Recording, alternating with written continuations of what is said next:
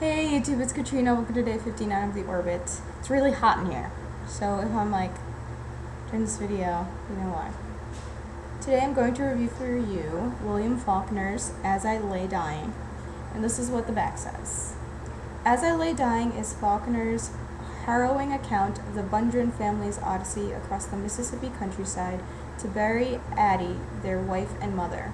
Told in turns by each of the family members, including Addie herself, the novel ranges in mood from dark comedy to the deepest pathos. This is widely regarded as one of the top pieces of literature in the 20th century.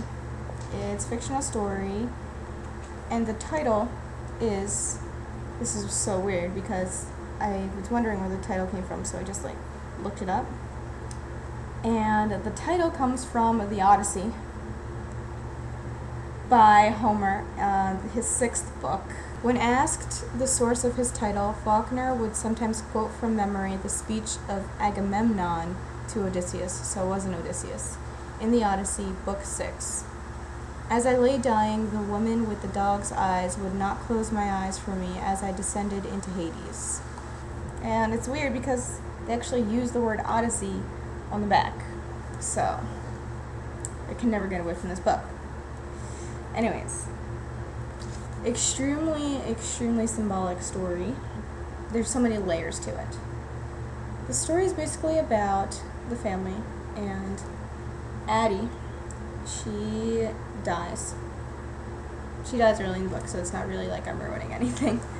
She dies, and they have to travel very far to bury her, and you hear the story from the point of view of 15 different people, and there's 59 chapters.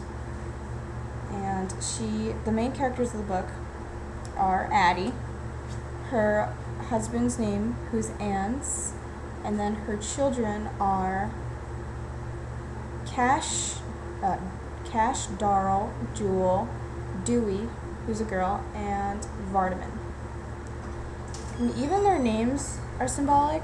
I was looking up names, and apparently Addie means noble, Anne's means god or godlike, and then there's Cash is kind of obvious, Darrell is kind of like darling, Jewel,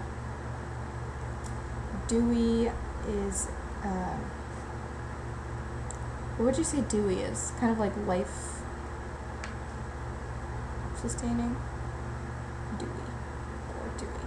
And then Vardaman is actually the name of a governor who's from Mississippi, and he was known as the Great White Chief, and he's a white supremacist. So that's very interesting. Because it's written from the point of view of all these different people, it's written in a way called stream of consciousness. Basically, simply put, stream of consciousness is when you write whatever you're thinking at that time. And one of the most famous pieces is called Finnegan's Wake, and it's just pages and pages of just thoughts. There's a lot of religious symbolism in this book. And I have heard the argument that the book is very anti-Christian, but I disagree. I don't think that what the characters say in here should be taken literally. And there's one line in here that stands out to me. It's Addie says, "Words are just words." So I think that when you read, or if and when you read this book, just to remember, don't take everything literally. You have to look past the words at what's really being meant.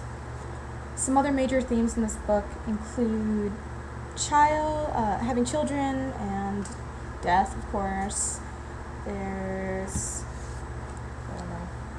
family and traveling and salvation.